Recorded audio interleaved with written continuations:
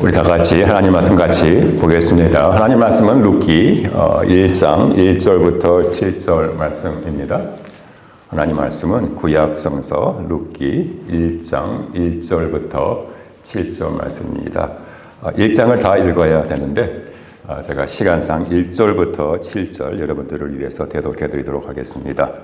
사사들이 치리하던 때에 그 땅에 흉년이 드니라. 유다 베들레헴의 한 사람이 그의 아내와 두 아들을 데리고 모압 지방에 가서 거류하였는데 그 사람의 이름은 엘리멜렉이요 그 아내의 이름은 나오미요 그 두 아들의 이름은 말령과 기련이니 유다 베들레헴 에브라 사람이더라.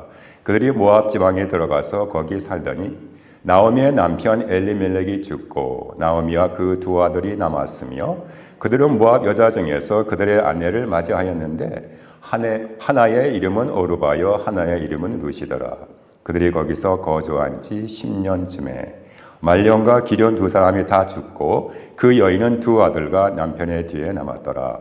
그 여인이 모압 지방에서 여호와께서 자기 백성을 돌아보사 그들에게 양식을 주셨다 함을 듣고 이에 두 며느리와 함께 일어나 모압 지방에서 돌아오려 하여 있던 곳에서 나오고 두 며느리도 그와 함께하여 유다 땅으로 돌아오려고 길을 가다가 지금까지 하나님의 말씀이었습니다. 여러분 우리 모두는 가족의 구성원으로 살아갑니다. 그렇죠? 그것이 핵가족이든지 대가족이든지 대부분의 사람들에게서 나의 1순위는 가족이라고 할 만큼 우리 모두에게 가족의 의미는 굉장히 상당하다고 할 수 있습니다. 개인주의 성향이 강한 미국 사회에서도 예외는 아닙니다.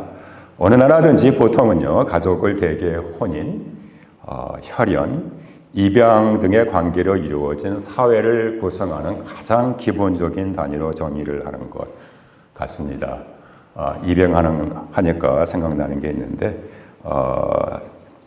미군에서요 저와 함께 한국 캠프 험프리에서 사역을 하던 목사님들 중에 여러 인종의 아이들을 6명, 흑인 아이도 있고 백인 아이도 있고 아시아 계통의 아이들도 있는데 이 6명을 입양하신 목사님과 함께 사역을 한 적이 있습니다. 그런데 이 목사님과 사모님이 6명의 아이들을 얼마나 귀중하게 키우시는지 제가 정말 감탄을 한 적이 있습니다. 요즘에는요 가족의 패러다임이 아주 여러 가지로 변형이 된 것 같습니다. 저희 가정에는 브랜디라는 이름을 가진 닥스훈트가 있었습니다. 19년 전, 거의 20년 전이죠. 2003년 저희들이 이 UP에 살 때 우리 아이들하고 같이 피엘랍에 있는 시골 농장에 가서 브랜디를 저희 집으로 입양을 했습니다. 입양을 한 후에 거기 서부에서 살고 동부에서도 살고 남부에서도 살고 해외로는 한국에 가서 4년 동안 살다가 자기가 태어난 고향이 이 워싱턴주에 와서 2년 전에 죽었습니다. 우리 가정에게는 이 브랜디는 우리 가족 구성원 중에 하나였습니다. 글쎄요, 어느 나라에서는 그 어느 나라가 사실은 미국입니다. 미국에서는 반려견에도 상속권이 부여된다는데 아무튼 이 가족의 패러다임이 지금은 많이 바뀌어 여러 형태의 가족들이 있습니다. 한부모 가족, 무자녀 가족, 1인 가족, 다문화 가족, 재혼 가족, 노인 가족, 비동거 가족, 공동체 가족, 반려 가족 등등. 아무튼요 우리 모두에게 가족은 그 형태가 어떠하든지 귀중한 것임에는 틀림이 없습니다. 제가 작년 9월 워싱턴 DC에서 우리 작은 딸 조이스의 결혼 주례를 쓰면서 톨스토이가 쓴 아나 카라리나, 한국말로는 안나 까타리나라고 그러나요? 그 책을 인용하면서 행복한 가족의 조건이라는 그러한 주례사를 쓴 적이 있었는데 이 아나 카테라의 첫 문장은 이렇게 시작을 합니다. 행복한 가족은 서로 닮았지만 불행한 가족은 모두 저마다의 이유로 불행하다. 어느 한국 번역가가 아주 굉장히 번역을 우리 한국식으로 잘 해놓은 게 있어서 제가 또 한번 여기다가 써놨습니다. 행복한 가족은 모두 고만고만하지만 무릇 불행한 가족은 나름으로 불행하다. 글쎄요, 저는 긴 군 사역과 또 최근에 병원 사역을 하면서 느끼는 것이 있는데 어느 가족이든지 무조건 항상 행복한 것도 아니고 또 어느 가족이든지 또 항상 불행한 것도 아니라는 것입니다. 행복과 불행이 섞여 있는 것 같아요. 제가 볼 때는. 중요한 것은 아무리 불행하게 보이는 가족이나 우리가 말하는 망가진 가족, 디스펑셔널한 그러한 패밀리라도 그 안에 하나님께서 개입을 하시고 하나님께서 역사를 하시면 그 가족이 치유가 되고 다시 행복을 찾을 수 있다는 것입니다. 그래서 오늘은 여러분과 함께 룻기 1장을 시작으로 해서 제가 설교하는 앞으로 4주 동안 어느 가족의 이야기를 나누기를 원합니다. 먼저 룻기서의 배경을 잠깐 설명해 드릴게요.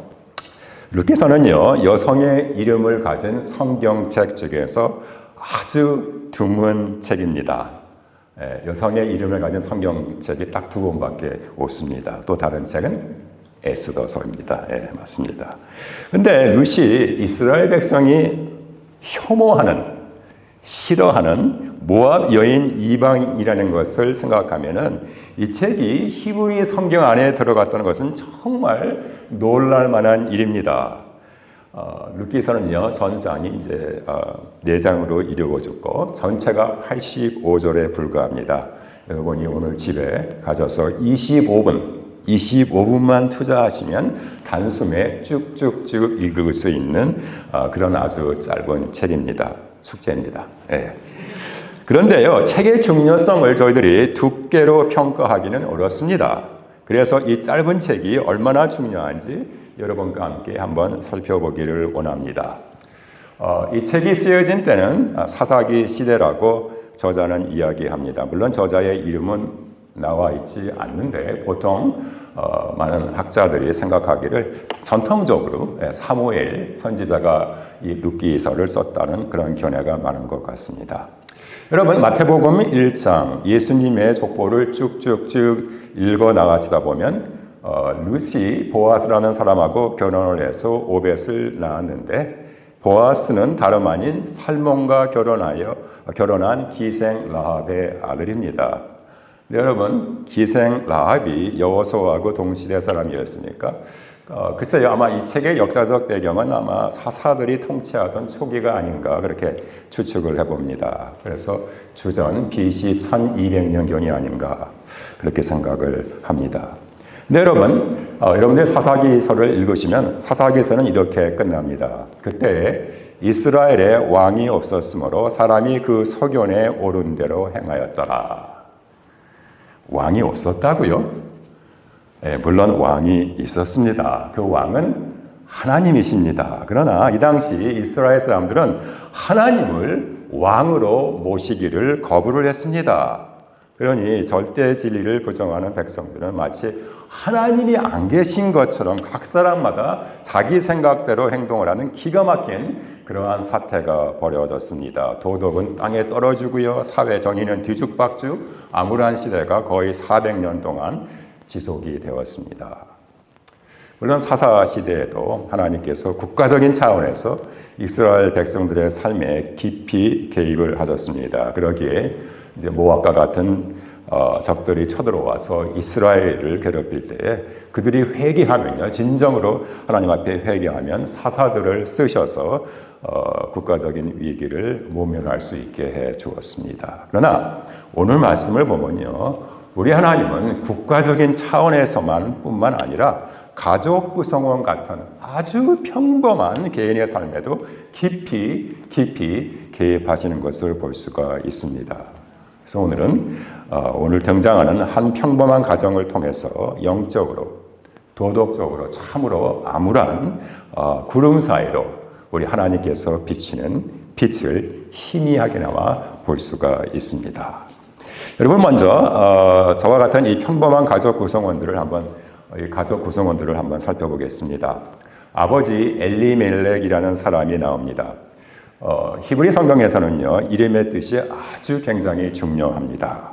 그런데요, 아이러니컬하게도 하나님을 왕으로 인정하지 않던 이때에 엘리멜렉은 하나님은 나의 왕이라는 이름을 가졌습니다.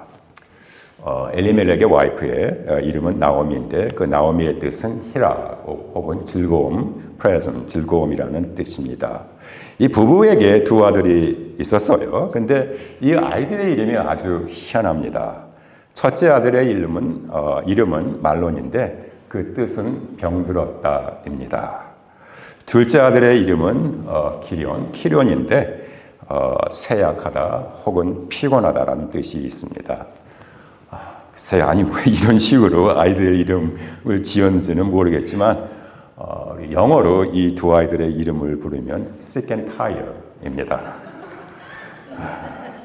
그런데 이 가족이 자기들이 살던 베들레헴을 떠나 모압 지방으로 이민을 가는 그러한 사태가 발생을 했습니다.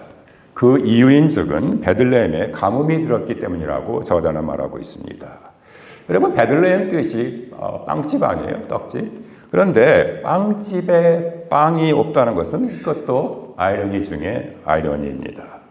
그런데요, 레위기서에 보면 이 당시 가뭄이라는 자연적인 재해는 하나님께서 주는 저주를 하기보다는 우리 하나님께서 이스라엘 백성들, 당신의 백성들이 당신과 맺은 언약, 커비넌트를 지키지 않고 죄의 수렁에 빠질 때 그들을 경고하고 회개시켜 다시 시작을 할 수 있도록 해주는 그렇게 기회를 주는 하나님의 은혜의 방편이었습니다.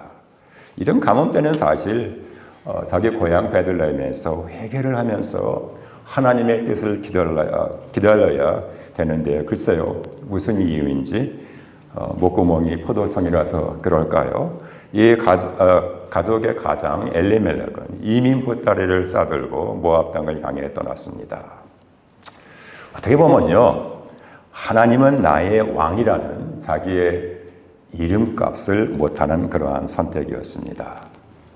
그런데 문제가 있습니다. 여러분 아시겠지만 모압은 이스라엘과는 철저히 원수 관계입니다. 모압 족속은 이스라엘 백성이 출애굽해서 가나안 땅에서 사는 동안 끊임없이 이스라엘 백성들을 괴롭히고 못 살게 굴었습니다. 사사 시대에도 모압의 공격을 수차례 받아 한때는 이스라엘 백성들이 모압 왕 에글론을 18년이나 섬기면서 곡물 아니면 조공을 바치곤 했습니다. 여러분, 모압 족속들이 어떻게 형성되었는지 다 아시죠? 예. 소돔과 고모라가 멸망한 이후 롯의 두 딸, 룻이 아니라 롯입니다. 예. 아브라함의 조카 롯의 두 딸들이 이 세상에는 자기들하고 결혼할 남자가 다 사라졌다 하고 오해를 하고 자기 아버지 롯을 술 취하게 해서 근친상간으로 두 아들을 낳았습니다. 바로 암몬 족속과 모압 족속들의 조상입니다. 근데요, 종교적으로 이들은 음란하고 역겨운 방법으로 금오스와 바알볼이라는 우상을 섬기며 또 하나님께서 가증하게 여기시는 어린아이들을 그들의 신전에서 제사에 바쳤습니다. 그래서 이들은 비록 아브라함의 조카 롯의 자손이었지만 하나님의 성전을 뜰도 받을 수가 없었습니다. 아니, 성전 근처에도 올 수가 없었습니다. 오죽하면 모세는요, 모압 족속들하고는 10세대, 거의 250년에서 300년 동안 상종도 하지 말라고 그렇게 말을 했을까요? 아무튼요, 이거 모압으로 이주한 아버지 엘리멜렉이 돌연 사망을 합니다. 한부모 가족이 된 거지요. 두 아들과 남게 된 나오미는 두 모압 며느리를 얻게 됩니다. 다문화 가족입니다. 첫 번째 며느리의 이름은 오르바, 목이 곧다는 그런 뜻이 있습니다. 둘째 며느리 이름은 룻인데 친구 아니면 우정, friendship이라는 그런 뜻이 있습니다. 그래서요, 남편과 아버지를 잃은 가족이 모압에서 한 10년 정도 이민 생활을 하는데 갑자기 또 다른 불행의 구름이 이 가족들을 덮치기 시작합니다. 이민 생활이 물론 힘들었겠죠. 그렇죠? 이방신들을 섬기고 이스라엘 백성들을 경멸하는 이 사회에서 적응하고 사는 것이 하루하루 험난한 길이었겠지요. 그런데 나오미의 두 아들 말론과 기론이 자기들 이름 그 뜻대로 시켄타이어 그 뜻대로 시름시름 앓다가 죽어버리고 맙니다. 타양살이 10년 만에 남편과 두 아들이 죽어버린 나오미는 본인도 과부가 되고 두 며느리도 과부가 되는 그야말로 우리 한국말로 말하면은 팔자가 사납고 기구한 운명의 주인공이 돼버리고 말았습니다. 여러분, 이 당시는요, 여성들이 모든 경제적 활동을 자기 남편이나 아들들에게 의존을 했습니다. 그런데 남편과 아들들이 죽었다는 것은 나오미에게는 살 길이 완전히 막힌 그런 막막한 신세가 됐다는 것입니다. 그야말로 노년의 쪽박을 찬 것이지요. 그런데 다행히 고향 베들레헴에서 하나님께서 자기의 백성들을 축복하여 풍년이 들었다는 그런 희소식이 들려오기 시작합니다.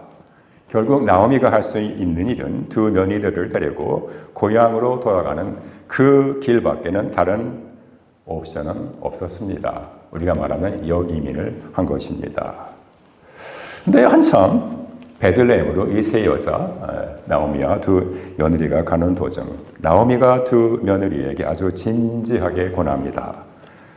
제가 새 번역에서 여러분들에게 말씀드리겠습니다. 너희들이 내 죽은 남편과 나를 정성껏 섬겨 정말 고맙다. 자, 너희도 이제 너희 살 길을 찾아야 되지 않겠니? 부디 너희들 고향으로 돌아가서 재혼을 해 행복하게 살아라. 이 말에 두 며느리는 동시에 자기들도 나오미를 따라가겠다고 울면서 간청을 합니다. 나오미가 이럴 때 다시 이야기합니다. 아니다. 돌아들 가거라. 너희는 젊지만 나이가 많이 들었다. 너희가 나를 따라와도 너희 남편이 될 아들을 내가 낳을 수 있겠느냐? 설상 오늘 밤 재혼해서 아들들을 낳는다 한들 어찌 너희들이 그 애들이 자랄 때까지 기다릴 수 있겠느냐. 여러분, 우리 귀에는 상당히 이상하게 들릴지 모르겠지만 이 당시 이스라엘에서는요, 신명기 25장 5절부터 10절에 나오는 우리가 소위 말하는 형사 취수 제도라는 풍습을 유지했습니다. 형사 취수 제도, 그러니까 형이 죽으면, 그러니까 쉽게 말하면요, 형이 결혼을 했는데 아이가 없이 죽으면 동생이 형수와 결혼해서 첫 사내 아이를 낳으면 이 아이가 형의 이름과 기업을 이어받게 하는 그런 풍습입니다. 그렇다면 자연히 형수의 노후 문제도 해결이 되겠지요. 아무튼요, 나오미는 두 며느리에게 더 이상 자기에게 어떤 기대도 하지 말고 친정으로 돌아가라고 아주 그야말로 간곡하게 부탁을 합니다.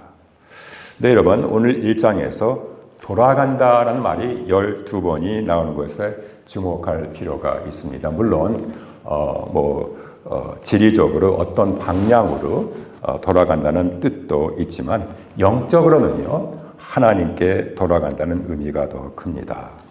여러분, 오늘도 하나님께서는 우리가 당신 앞으로 돌아오기를 기다리십니다. 그래서요, 돌아가도 어디로 돌아가느냐가 중요합니다. 이 두 며느리의 선택이 극명하게 갈라집니다. 첫째 며느리 오르바는 결국 나오미에게 입을 맞추고 이방신을 섬기는 자기 친정으로 돌아갑니다. 제가 입을 맞추고 이방신으로 돌아갔다는 그 글을 읽었을 때 좀 죄송하지만 생각난 게 예수님께 입 맞추고 예수님을 떠난 가룟 유다의 모습이 갑자기 떠올랐습니다. 아무튼요, 오르바가 떠나는 모습을 한참 지켜본 나오미는 계속해서 둘째 며느리를 달랩니다. 애야, 내 동서는 자기 백성들과 자기 신들에게 돌아갔다. 너도 내 동서를 따라 돌아가거라. 그러자 룻의 아름다운 고백이 16절에서 17절까지 나옵니다. 사실 며느리가 시어머니에게 하는 고백이지만 이 고백은 지금도 결혼식에서 신랑 신부가 혼인 서약을 할 때 많이 쓰입니다. 제가 룻의 고백을 킹 제임스 바이블 흠정역 성경에서 한번 번역을 해봤습니다. 웨스트민스터 신학교 다닐 때는 히브리어를 3년 동안 공부했는데 우리 구약 교수님한테 참 죄송하지만 지금은 다 까먹었습니다. 기억이 안 나요. 어머니, 당신을 떠나라고 하지 마시고 당신을 따라가는 것을 막지 마세요. 당신이 가는 곳에 저도 가겠습니다. 당신이 머무는 곳에 저도 머물겠습니다. 당신의 백성이 나의 백성이 되고 당신의 하나님은 저의 하나님이십니다. 당신이 묻히는 곳에 저도 묻힐 것이며 죽음이 당신과 나를 갈라놓기 전에 제가 당신을 떠난다면 저는 주님의 벌을 받아도 마땅합니다. 아주 대단한 고백이죠. 특별히 저희들이 주목할 대목은 당신의 백성이 나의 백성이 되고 당신의 하나님은 저의 하나님이십니다. 입니다. 여러분, 룻은 징글징글하게 우상을 섬기는 모압에서 온 이방 여인이었습니다.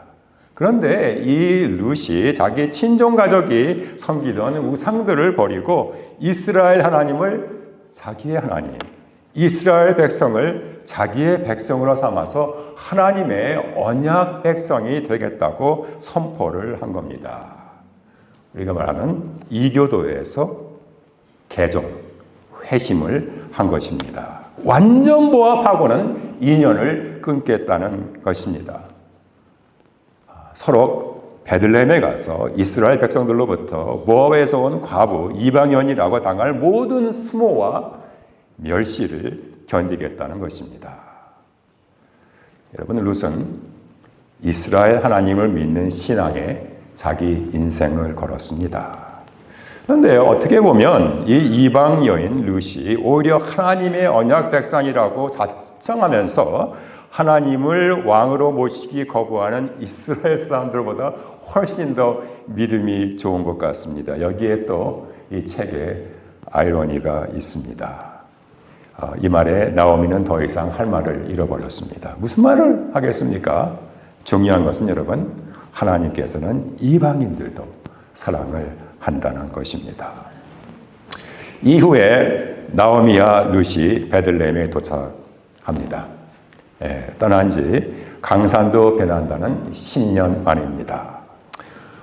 워낙 그 당시 베들레헴 동네가 작다 보니까 나오미를 알아본 동네 사람들, 특별히 아낙네들이 삼삼오오 모여서 수근수근 거리기 시작을 합니다.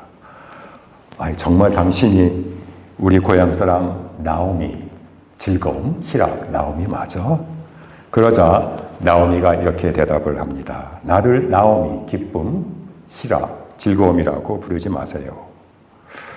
차라리 마라라는 이름 쓰다는 말입니다. 비럴, 쓰다라고 불러주세요.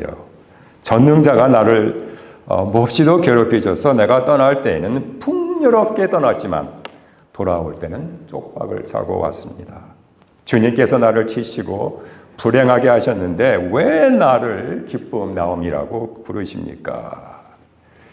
여러분, 나오미가 하나님을 믿은 것은 틀림이 없습니다. 그러니 하나님의 섭리를 인정을 하고 결국 다시 베들레헴으로 돌아왔지요. 그런데 나오미도 인간인지라 자기 남편과 두 아들들을 모압 땅에 장세를 지내고 온 것이 마치 하나님의 잘못인 양 하나님께 원망을 돌리고 있는 모습을 볼 수가 있습니다. 글쎄요, 어떻게 보면 이게 우리 모두의 모습인지도 모릅니다. 우리도 잘 되면 내가 잘나서 잘 된 거고 안 되면 하나님 탓, 남 탓을 할 때가 많지요. 그러나 여러분, 하나님께서는 이런 부족한 인간들을 쓰셔서 당신의 계획을 이루십니다. 여기에 하나님의 은혜가 있습니다. 정말 놀라운 것은요, 나오미를 따라온 이방 여인 룻을 사용하셔서 세상을, 여러분과 저를 구원할 당신의 아들 예수님을 태어나게 하셨다는 것입니다. 여러분, 하나님은 이스라엘 백성들만 사랑하는 하나님이 아닙니다. 모든 사람들, 이방인들도 똑같이 사랑을 하십니다. 하나님은요, 이방 여인 룻을 본 것이 아니라 믿음의 여인 룻을 본 것입니다. 아까 제가 말씀드린 대로 마태복음 1장 예수님의 족보를 보면 룻이 보아스와 결혼을 해서 누구를 낳지요? 오벳을 낳습니다.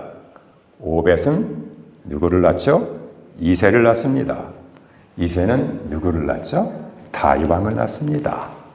그렇다면 룻과 이스라엘의 최고 왕, 하나님 마음에 합한 자, Man after God's own heart, 하나님 마음에 합한 사람 다윗 왕과의 관계는 무엇일까요? 네, 룻은 다윗의 증조 할머니입니다. 다윗의 몸에 이방인의 피가 흐르고 있다는 겁니다. 물론 우리 예수님은 다윗 왕의 자손입니다. 여러분 아시겠지요? 만일 룻이 없었다면 동방 박사들이 아기 예수님을 경배하러 바벨론에서 거의 900마일을 사막길을, 그 먼 길을 찾아 베들레헴까지 올 이유가 없었을 것입니다. 사랑하는 여러분, 나오미는 동네 아낙네들에게 자기는 쪽박을 차고 고향으로 돌아왔다고 신세 한탄을 했습니다. 이 당시에 나오미는 정말 불행의 수렁에 빠진 자기 가족을 보면서 큰 한숨을 쉬었을 것입니다. 인간적인 면에서 볼 때는 나오미의 가족사는 정말 딱하고 안타까울 수밖에 없습니다. 그러나 하나님의 보이지 않는 손은, 숨은 손은 나오미의 쪽박을 대박으로 바꾸시는 일을 하시고 계셨습니다. 앞으로 저희들이 볼 2장, 3장, 4장에 나오는 내용입니다. 바로 이게 룻기서의 주제입니다. 여러분, 우리 하나님은요, 우리 새언약 교회에 속한 우리 모든 믿음의 가족들도 사랑을 하십니다. 우리 모두의 가정에는 주님의 계획이 있습니다. 비록 나오미와 같이 그런 극한 형편과 상황은 아닐지라도 여러분이나 저나 어느 가족이나 어려움은 있기 마련입니다. 여러분, 룻기서를 통해 힘을 내시기 바랍니다. 우리 주님은 우리 가족들의 형편을 너무 잘 아시기에 상한 갈대 같고 꺼져가는 등불 같은 우리 가족들을 눈여겨보시고 불쌍히 여기시고 보이지 않는 손으로 어루만져 회복시키시는 일을 하시고 계십니다. 그래서 우리 주님 안에서는 모든 일들이 합력해서 선을 이루는 가족의 치유와 회복이 현재 진행형입니다. 기도하겠습니다.